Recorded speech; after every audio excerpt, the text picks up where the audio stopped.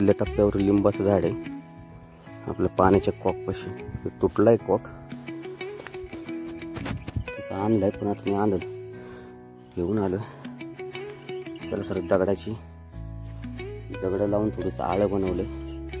त्यातलं पूर्ण गवत हे काढून टाकलेलं आहे. ते जांभळाचं झाड उगवलेलं आहे.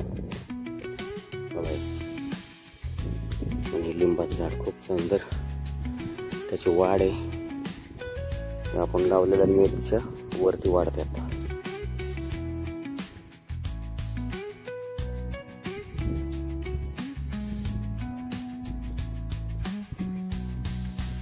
टप्प्यात केळीचं झाड लावलेलं आहे.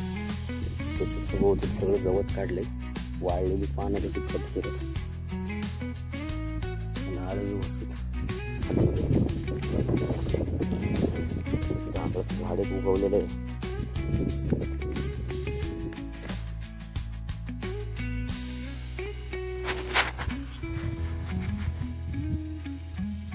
मित्रांनो, आपल्याकडे बटाटा कायमच जमिनीत येणारा बटाटा आपण ओळखतो, पण मी एक झाड लावलं होतं बेल, की त्याच्यावर आयुर्वेदिक बटाटा हा जमिनीवरती येतो. केडगावच्या तिकडून मी झाड आणलं होतं. त्याला बघा छोटे छोटेसे असे बटाटा नाही म्हणतात, पण बटाटा सारखंच दिसणार आहे. आयुर्वेदिक बटाटा म्हणू शकतो तुम्ही. 2-3 छोटे बटाटे आले त्याला. झाड जगलं इथे.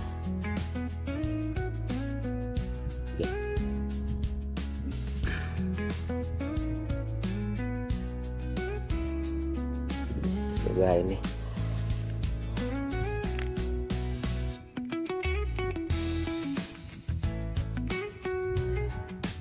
सुबह म्हणजे द्या.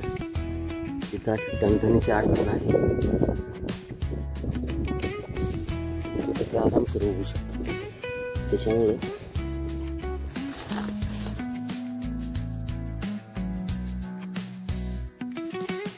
त्याच्या बोंड्याची ते टाकतो.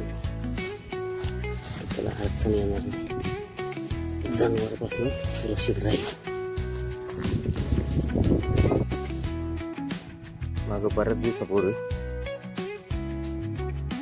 कणजाच्या प्या दाखवले साहेबांनी मी लावल्या होत्या, तर त्या बऱ्यापैकी उगवल्यात आता.